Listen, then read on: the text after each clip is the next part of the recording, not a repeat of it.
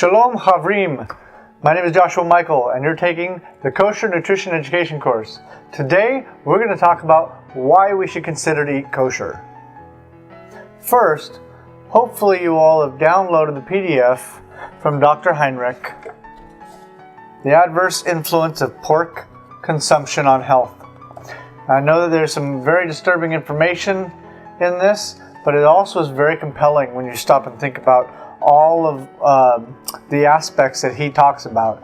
He points out many different important elements, such as even the avoidance of influenza by cutting out pork out of your diet, the addictive nature of pork, and some other very interesting topics.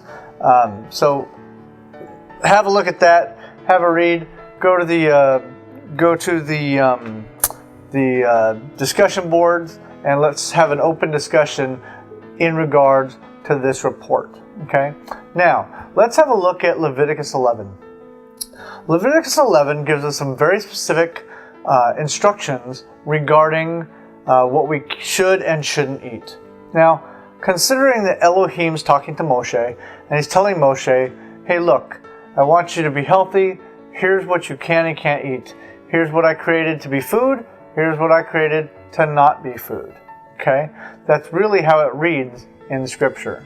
So, let us look at it. For the land-based animals, he says, anything that parts the hoof and chews the cud.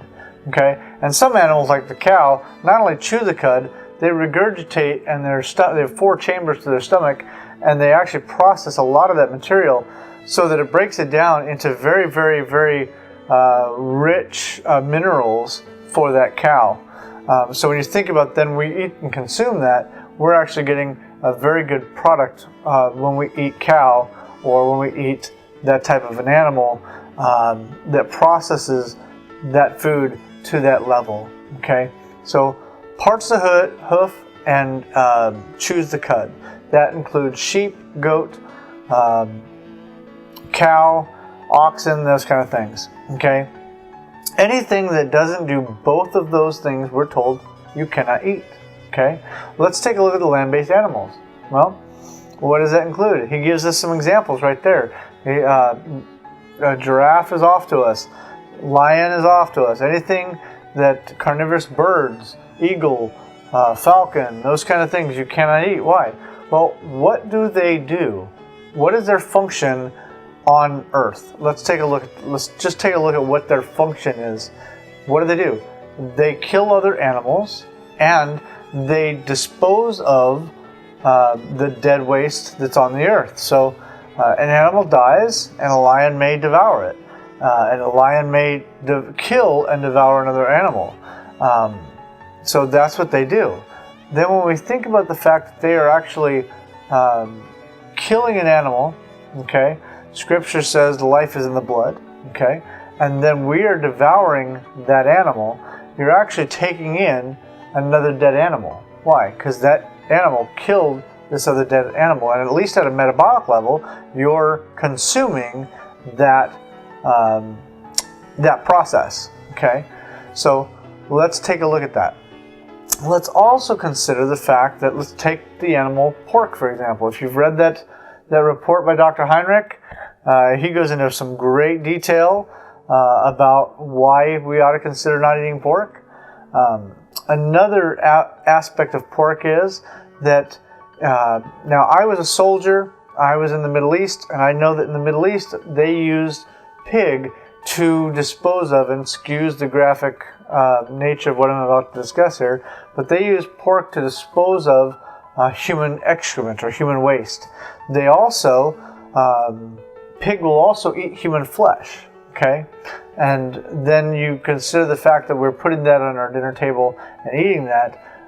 Another aspect of pork is pork doesn't have any sweat glands. They have no way to get rid of that waste product. In Dr. Heinrich's report, he talks a lot about how they actually have very short lifespans and very sickly animals, partially due to their diet. Pigs on farms used to be kept around to dispose of waste. That's what pigs' function is. It is a garbage disposal for the earth. And then we think of the fact that when we eat that, we're eating a garbage disposal, essentially. That's what we're eating.